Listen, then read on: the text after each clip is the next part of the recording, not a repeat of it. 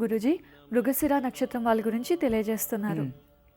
ఇక మృగశిర నక్షత్రంలో మీకు ఎలాంటి ప్రాబ్లం వచ్చినా ఏమొచ్చినా కూడా ఏ పూజ చేయాలన్నా కూడా ఫస్ట్ మీరు చేయాల్సి ఉన్నది మృగశిర నక్షత్రంలో మొదటి పాదం లేదా రెండో పాదంలో వృషభ రాశి కదా, ఒక బియ్యము, బెల్లము, ఈ ఒక అనుములు, అనపకాయలు, అనుములు అంటే వస్తాయి స్పెషల్ శుక్ర గ్రహానికి సంబంధించిన ధాన్యం అంటే అనుములే, కానీ ఈ ప్రాంతంలో అవి దొరకవు. అందుకే అలసందలు యూజ్ చేస్తారు అంతే, కానీ అనుములు సర్వశ్రేష్టం. అది దొరకకపోతే అలసందలు. వీటిని యథాశక్తి పెట్టుకొని శుక్ర శ్లోకాన్ని పఠిస్తూ దానం ఇచ్చేయాలి 110 సార్లు. అదే మిథున రాశిలో జన్మించారు అనుకోండి, 3వ పాదం 4వ పాదం జన్మించింటారు అనుకోండి, వాళ్ళు మిథున రాశిలో ఉండేవారు ఏం చేయాలి, అదే ఒక అంత బియ్యము, బెల్లము, పెసరు పప్పు కానీ పెసరు కానీ దాన్ని చేసి దానం ఇచ్చేయాలి. అంటే బుధునిది మంత్రం పఠించుకోవాలి. ఇలా రోజు మీరు ఏదే పూజ చేయాలన్నా మీకు ఎలాంటి ప్రాబ్లం ఇబ్బంది వచ్చినా కూడా బుధుని మంత్రం 108 సార్లు పఠించుకోవడం, దాని దానం ఇచ్చేయడం, అలా చేసిస్తే మీకు ఎలాంటి దోషాలున్నా కూడా అంతట్లోనే పరిహారం అయిపోతుంది. కానీ ముందు రోజుల్లో చెప్తాను, ఎందుకంటే మీ నక్షత్రానికి ఒక పుష్పము చెప్తున్నాను, రీసెర్చ్ చేస్తున్నాను. ఎందుకంటే ఈ యొక్క లలిత సహస్రనామంలో చాలా పుష్పాలు వస్తాయి, విష్ణు సహస్రనామంలో పుష్పాలు వస్తాయి. ఆ పుష్పంతో పూజ చేస్తే ఇది అని కాదు, ఆ పుష్పంలోనే అలాంటి శక్తి ఉంది అని అర్థం చేసుకోండి. అలాంటివి నేను రీసెర్చ్ చేస్తున్నాను, కొంచెం తీస్తున్నాను గ్రంథాలు.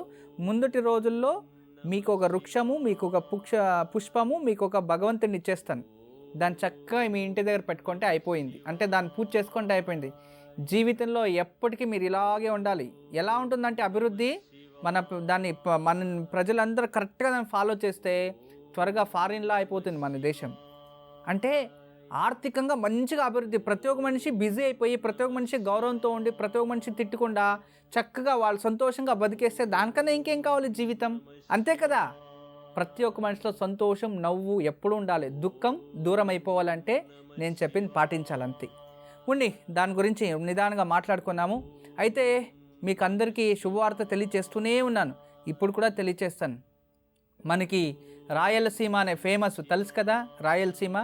ఈ రాయలసీమలో కడప దగ్గర పొద్దటూరు. ఈ పొద్దటూరులో ఒక హనీబీసెంట్ మున్సిపల్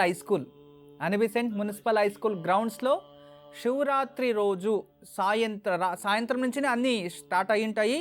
రాత్రి 9 నుంచి 12 దాకా భజన, సంగీతము, నృత్యము, నాట్యం. అంతేకాకుండా నేను విశేషంగా అభిషేకం చేస్తున్నాను, అద్భుతమైన అభిషేకం, మహారుద్రాభిషేకం.